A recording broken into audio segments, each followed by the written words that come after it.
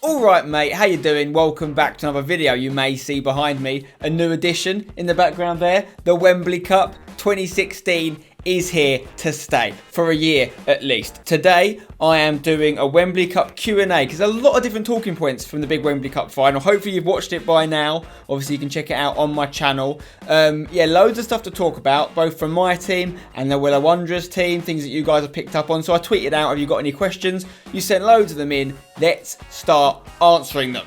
First question, Stage Inferno, what was your highlight of the game? Okay, so amazing game, obviously. You've got to check it out if you haven't already. I'd have to personally go with Seb's penalty, my brother, because it was one of those moments. Some people probably thought I might take the penalty, but the fact that, well, not only is Seb a very good penalty taker, and first and foremost, all I care about is winning, right? I wanted to give us the person that I felt had the most chance of scoring, which I believed to be Seb, but also, it was actually an opportunity I was able to give my brother. And for me, that's even better than taking it myself. I was able to fabricate an opportunity where my brother got to score a goal in front of all those people at Wembley. So I was happy for him to have the honour. And when he scored it, which I knew he would, I had so much pride, so much enjoyment for my team and my brother. We celebrated together, amazing celebration. And basically, it was a great moment. Obviously, the fact that we went on to win the game made it better, but that even if we'd lost, that moment would have stayed with me forever. And he's got that moment for the rest of his life as well. So that was my favourite moment personally. Jack Martin Barry says, how do you feel about the Carragher drama? Now, there has been a bit of drama with Jamie Carragher, hasn't there? So, was he a little bit naughty in the game? Yes, he was. He had a few little issues. He kicked out, said some things to Weller. For me, the one that really stands out is the Malfoy, what you could call an elbow. I don't actually personally think it's an elbow. I'm not just saying that because he was on my team. If you watch it back, I think you can see it's kind of more of a hand push, almost like a rugby handoff. Still bad, still gets him in the throat, not called for, but not an elbow in my opinion.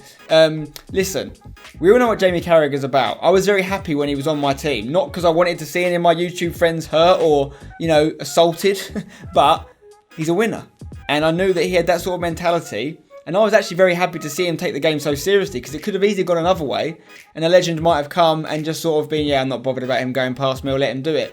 Carragher maybe took it too far, but I personally would always rather that than the opposite. If he was against me and if it was happening to me, I'm sure I'd be annoyed as well. One thing I would say is, though, leave that stuff on the pitch. You know, there's a ref there for a reason.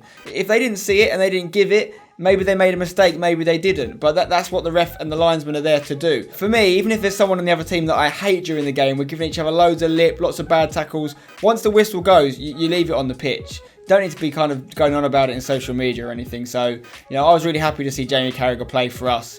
And he maybe took it too far, but he helped me win the game. So for that, I'll be very, very indebted to him for a long time. William Pirry says, what made you think of the idea of the Wembley Cup? Well, obviously, this is the second time we've done it.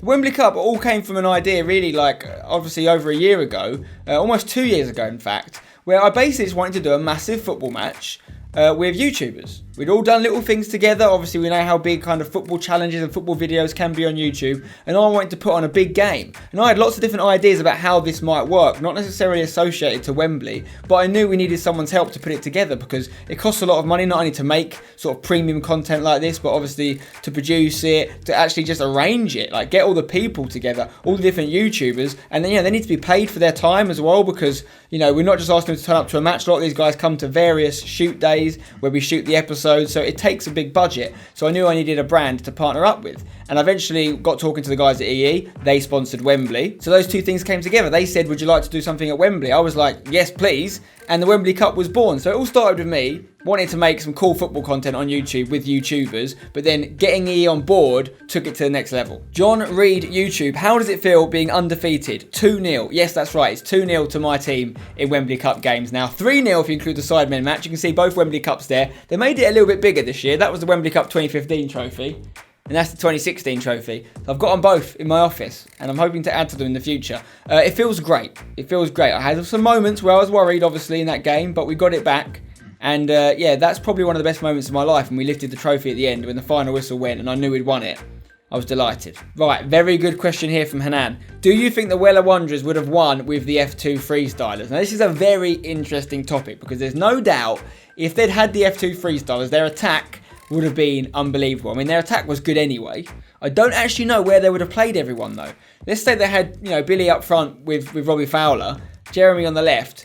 What are they going to put? Theo at right back, Joe Weller centre mid, For me, you have to ask yourself questions as to whether they had too many attackers, because also, if they had the F2, they wouldn't have had Jimmy Conrad, and they wouldn't have had Elliot Crawford. So what would their defence have looked like? For me, their defence would have been questionable, and yes, they might have scored 1 or 2 more goals going forward with the F2, but they would have conceded a lot more without Jimmy and Elliot, I think. So I don't actually know if their team was better with the F2. This question never ceases to make me laugh. Aaron Guest says, why was it fixed so you won? You would not believe the amount of people that say stuff is fixed, right, to me, and whether it's about Wembley Cup or #United. First of all, I think it's so insulting to my opposition when people suggest it was fixed. Like, what do you think happened? Do you think we sat down with them and said, oh yeah, just so you know guys, Spencer's team need to win this, so if you can just let them win? Or what do you think that we rehearsed it all? Robbie Fowler's free kick was all choreographed? Like, how good do you think we are at football that we can fake that stuff? I mean, ask anyone in the opposition. They all know it was a proper game. We were 3-1 down, for crying out loud. You know, people were pretty confident we were going to lose.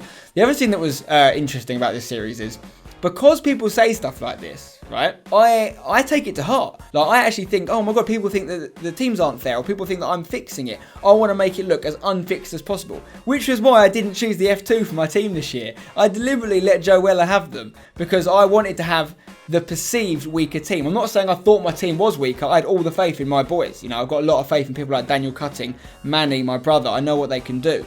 But I know you guys often are led by what you see on YouTube. And people like Chris MD, great little player. F2, obviously great footballers, big fan base on here. I wanted to give the support to Joe's team, make my guys the underdogs for a change. So when we did win, you guys couldn't throw this fixed nonsense at me. Now, obviously, unforeseen circumstances meant that the F2 got bloody injured, and you will not believe, I was actually pretty annoyed when they got injured. You probably think I was loving it, and I was thinking, yes, we're going to win now, but I wanted to win against them. I didn't want to win without them playing on a technicality. Ollie Schoen says, is there one player from all time you'd like to play with on the next Wembley Cup? Well, first of all, we don't even know if there will be a next Wembley Cup yet. I really want there to be. I love doing it. I know that everyone playing in it loves it, and it seems like a lot of you guys did as well. So watch this space, but we can't confirm whether there will be one. If there was to be one, and there was one sort of legend or player we could get in there, if it had to be a legend in FIFA, I'd probably say, obviously Bobby Moore's no longer with us, so he's not an option. Someone like Burkamp, Del Piero's a new legend. I'd love to play Del Piero. Who else is there? Maybe Ruud Gullit, great player. Daniel D. Azevedo says, which Wembley Cup was better? Well, I loved them both. The first Wembley Cup was special because it was the first of its kind. The first time we got to do something like that. My first game in a proper stadium like that. Loved it. But for me, Wembley Cup 2, Wembley Cup 2016, smashed it, because the legends, the crowd, everything was so much bigger and better. And, you know, maybe if we'd lost the second Wembley Cup, I would have preferred the first one. But as we won them both, I've got to go Wembley Cup 2016 was just that little bit extra. It made the night so much more memorable for me. Marco Russo says, hardest player to defend in the Wembley Cup. Well, I probably don't even need to tell you this. JJ Okocha. I mean, he was unbelievable. The ball just stuck to him. There's one point in the game where I do a sliding tackle, and I'm confident in my head as I'm going in, I've tackled him here. I've tackled Okocha. My slide is clean. I look like I'm getting the ball. And suddenly, I realise I haven't touched the ball, and I turn around and he's got the ball and he's running away from me. How did he do it? I still don't understand. The ball sticks to him like glue. He's always about 5 steps ahead of his opposition, no matter who they are. I mean, yeah, he didn't get any direct goals or anything in that game, but anyone that watched it knows JJ Okocha was on fire that night. And he's not lost it at all, that's for sure. Okay, George Elliott says, why do you think Daniel Cutting wasn't able to finish them chances? Now, obviously, Cutting, yeah, did miss a few chances in this game. He did get a goal, though, in the end. So fair play to him for that. On another night, Daniel Cutting could have easily scored 4 or 5 goals at the Wembley Cup, and everyone would be talking on Twitter about how he's the best striker since sliced bread, okay? It didn't work out for him. He made a few bad choices. He got unlucky a few times as well. You know, when he hit the bar from close range, there was a block from close range. There was only maybe 1 or 2 finishes which were actually not to his normal standard. I don't know why. I'm not sure why. You'd have to ask him. I know he's made a reaction video talking about it. Maybe just made some bad choices under the pressure of the night, maybe. I'm not sure. But Daniel Cutting is a class footballer. And it's easy to look at those chances and say, oh no, he's missed that easy chance. Most of those chances he made himself out of nothing. Some of them, he had 2 defenders in front of him, and he just walks through them. And for me, if you're the striker that can do that stuff, if you're the striker that can bring the ball out the air and just create play out of nothing, the finishing's the easy part. Like I say, on another night, he would have got loads of goals. I still am massively happy I got him in the team. You know, he's a huge part of our attack. He got an assist on the night as well. He set up Kluivert's goal, and he's just such an outlet, a target man, a talisman to essentially build your team around. And I'd have Cutting back in my team any day of the week. Okay, Dirty Mike, good friend of mine, he's asked how many people were needed to create this series event. Okay, so obviously, Mike, we increased it a lot this year. There was a lot more people involved because people that were running the live stream, we didn't do a live stream last year, the general event in terms of ticket sales, in terms of security on the night, loads of more things to think about compared to last year. I don't know the actual number. What I could tell you is, from a production standpoint, there's a crew of probably about 10 people working around the clock on the episodes and things, whether they're editors, production people, directors, whatever. And then there's a load of freelance crew. There's a load of cameramen, there's a load of sound men. There's got to be over 100 people at least involved in the Wembley Cup, and that's the people that are involved in it regularly. Outside of that, people that were just employed on the day to come and work at Wembley Stadium or whatever. Jordi Kuipers 10, I'm going to say his name is. What do you think of Bateson's skill moves and the pants falling down? Right. The Bateson skill move was unbelievable, alright? When he came on, he got a massive cheer, probably the loudest cheer of the night. And that little scoop pass was delightful. Well done, Bateson. As for his shorts falling down, I can kind of sympathise with him on that one. The shorts were massive. I'm not sure why, but if it said it was a medium, it was basically an XXL. I mean, look at this picture of me and Joe Weller. Look at my shorts. It looks like I'm wearing a skirt. They were huge. So no surprise they were falling down. Bateson was a top lad. Skill move, 5 stars all the way to the bank. Freddie Downard says, what were the Legends like when they talked to you on and off the pitch? The Legends were great. They really, really were fantastic. Kluivert was really, really nice. So were the others as well. But Kluivert especially good. This guy's the director of football at PSG. And he's taking time to explain to us like the best way to score a goal, or the best way to do this or that, and really enjoy the evening. You can see him, even when he gets subbed off, he's celebrating in the crowd when we score. So top marks to all the Legends. Thank you very much. Okay, Paul Chipperfield, who do you think was the best player on the pitch, not including the Legends? I think you guys got it right in the man of the match vote. Theo Baker, very, very good. 2 goals on the night. Maybe could have had more. That header, one of the first chances of the game, almost looped the ball over Pjanic's gloves, but Pjanic got there. Yeah, Malfoy or Baker was really, really good on the night. Aaron McCarthy says, what was going through your mind when you were losing 3-1 in the final? Now, it's easy for me to say this now after we've won it, obviously, but I was never that scared. I wasn't saying when we were 3-1 down I was confident we were still going to win. Obviously, I knew it was an uphill battle, but we'd had so many chances in that first half. Honestly, if you don't believe me, go back and watch that first half again. Daniel Cutting alone had more chances than the Weller Wanderers in the first half, okay? We'd hit the bar, we'd had last-minute blocks, or silly little shots going off target. Manny had that really good chance. For me, we'd had the more chances and we played the better attacking football. Where the Weller Wanderers were great was they were so efficient. Robbie Fowler on his free kick, Malfoy with his 2 goals, just not messing about. Kieran as well, Football Skills 98, got a great little goal at the near post against Vuj. But for me, Vuj maybe could have saved that one. The defence definitely should have stopped the Theo goal. Nothing to take away from what was an amazing solo goal, but someone should have put a tackle in there somewhere. So I knew we were going to score goals. It was all about how we approached it at half-time, what we said, and how we approached the second half. So I was worried, I was annoyed, I was very annoyed, because I thought some of the goals were a bit cheap. But I was not writing us off. Okay, Serini Suragoni. Now, apologies if I pronounced your name wrong there. But they've asked, give your personal performance a rating out of 10. Now, I wouldn't say I had a bad game, but I wouldn't say I had a great game either. I think I played better in the Sidemen match and probably a little bit better in the Wembley Cup first game where I was more central. Played centre-back in both those games pretty much. Little bit of centre mid here and there. In this particular performance, I can remember 1 or 2 times where I gave the ball away, bad passes. But I can remember a few times where I got possession back for our team as well, so I think I sort of evened that out.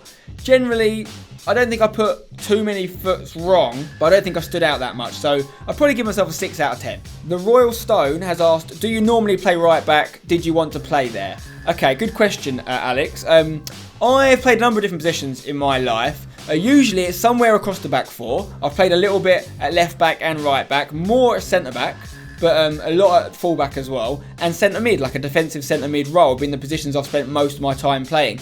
Probably centre mid and centre back are my preferred positions. I like being through the middle. However, I do enjoy fullback, and for this particular game, looking at the players I had, it was the right choice. I stand by it. Originally, if you watch episode 7, I had myself a centre-back and I was going to play Poet at right-back. But after chatting to Martin Keown, he advised he felt Poet would be stronger down the middle and I'd actually do us more on the right. I think I agree with him because I think I'm probably a little bit more versatile than Poet. As a wide defender, I've got that ability. Poet's a decent centre-back on his day. He's really hard to get round. So he was like, let's play to everyone's strengths here. Let's get Poet in the middle. Let's get you on the right. And it ended up being a good decision, I think. I wasn't in the game as much as maybe I could have been. We were playing against wing-backs. I still feel like we should have used the full-back option a little bit more on the overlap, perhaps. But, no, I was really happy with the game. You know, like, ultimately, I like to win. That's what I like more than anything else. I don't need glory. I don't need goals. I don't need to be getting the headlines. I just want my team to win. That guy says, which was your favourite goal from the game? I mean, there were so many good goals. Honestly, we really did give the audience their money's worth for this match. I was worried at one point it might be a 0-0 stalemate, but it was far from that. Robbie Fowler's free kick, fantastic. Started off the scoring, upper echelon all the way to the bank. Theo's goal, unbelievable. Ran through. It was like a Maradona-esque sort of goal. Patrick Kluivert's back heel was fantastic. Yeah, there were some great goals, but I'd have to say Malfoy's. One being because he's not a legend. He's a YouTuber. He's one of us, and he did something legendary. And I was very proud of him. Even though he was against me, it was the best outcome for me because he got to score a great goal. He got a great moment, but my team still won. So, yeah, my favourite moment, or my favourite goal, sorry, would be the Malfoy goal. Jake Brown. Who do you think was the player who did not get enough recognition or praise for their performance in the Wembley Cup? Good question. I'm going to say 2 people for this.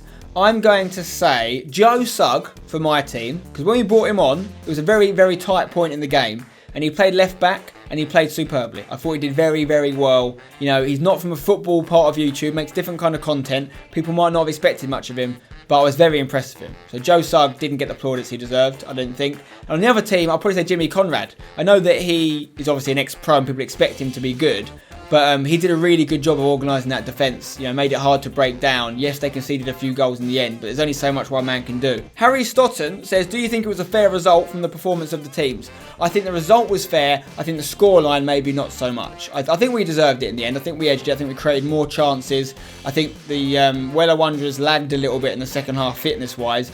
I think they had a little bit... I still think the 5 at the back was a mistake, personally. So, yeah, I think we deserved the win. I think we scored a lot of goals towards the end of the game, though. It kind of made it a bit misleading. I think a 1-goal victory for us, maybe 5-4, would have been fair. Patrick Best, how did the crowd affect the experience and the game itself compared to last year?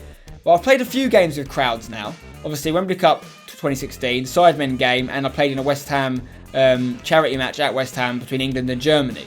And all of them had a similar amount of people, sort of between 15 and 20,000 people there. What I'd say is when you have a crowd, it kind of amplifies the experience in the sense that when you do something good, it feels so much better because you have the crowd cheering you on. You're like, oh my God, that was great what I just did. But equally, when you do something bad, it feels that much worse because you've got all the crowd looking down on you or taking pity on you. So, yeah, it's just football amplified. You know, football at its basic level, playing with your friends in the park is amazing. But football in that setting, until you've done it, you can never really understand how crazy it is. I'm still reliving the night back in my head now. I don't think I'll ever... It's one of the best nights of my life, definitely. Right, guys, that is it for my Wembley Cup Q&A. Hopefully you found it interesting and insightful. If you've got any other questions about the Wembley Cup that I haven't answered here, feel free to leave them in comments below. Or obviously tweet me at Spencer Owen. I'll try and get back to those that I can. Drop a like on the video if you've enjoyed it. Subscribe for more.